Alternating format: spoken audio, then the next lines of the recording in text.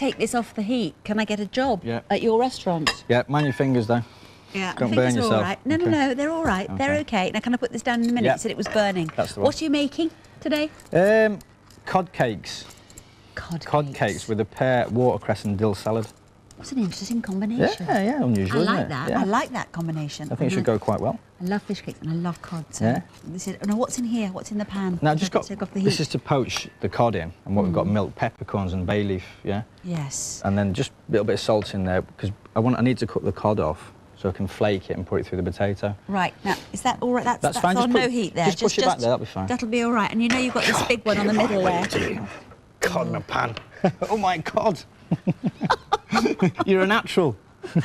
You've got this middle one on, and I'm worried because it's very hot. I'm just got that on so I can pull the other ones over. Now I'll get out your way and I'll stop interfering, okay? I think I'd just let you alone after all these years. No, I appreciate the help, honestly. Right, what I'm going to do, I'm just going to pop the cod in there. Now, a lot of people will take the skin off first, but I leave it together because when you take it out of the pan... lazy. Yeah, exactly. You see right through the guys. But basically, it'll just hold the cod together. So when you take it out, because cod's becomes very flaky when flaky. Yeah, it becomes very flaky, and you can pull the skin off, and then you can flake it down there.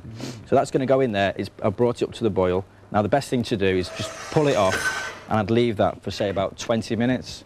Just not on the heat? No, just to cook in the warm milk. Exactly, because it'll overcook and it'll be absolutely rubbery. So I'll just let me get that out of the way anyway. Over there she goes, like, yeah? Have you got that one? Can you see it? You can smell the herbs and the juniper berries in there. Juniper berries, I've got to say that. Juniper berries? Juniper berries, yeah. So it smells like gin? Exactly. Now, I've got the cod in here, which has been flaked, obviously, taking the skin off. I've got some mashed potato here, just cook it in a bit of water with a bit of salt. The best way to do it is when it's still warm, because it's more pliable. You'll tend to put, like, potato in the fridge and it'll just set. It looks very creamy, mashed potato. Yeah, it's really, yeah, Barbara's done a good job on that. The great BP. No, listen, you mention her as much as possible. I know, she's brilliant. My saviour.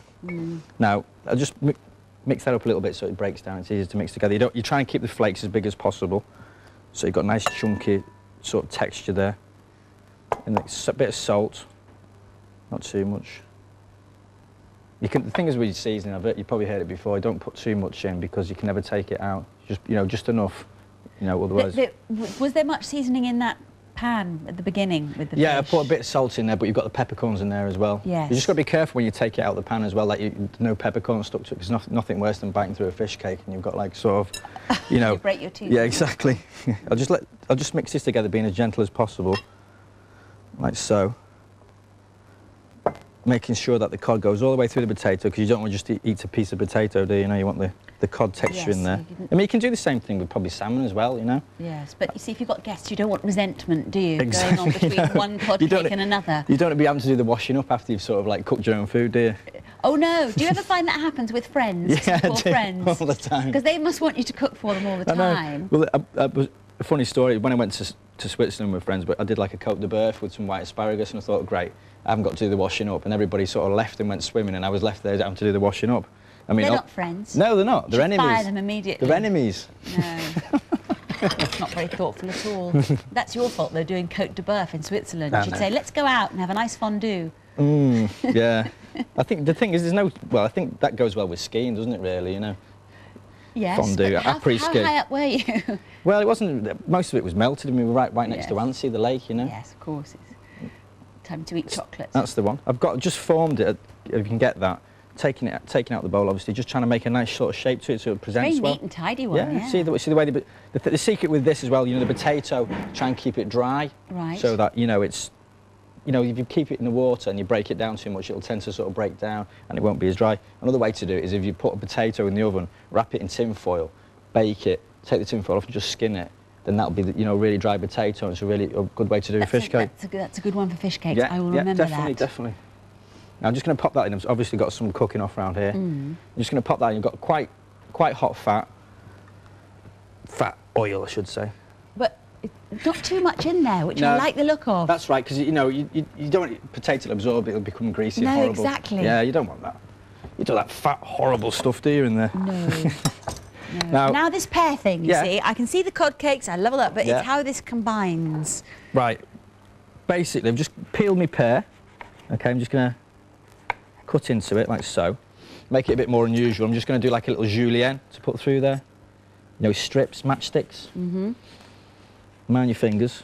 Yes, mind those fingers. You're going to need those. That's exactly. All 5.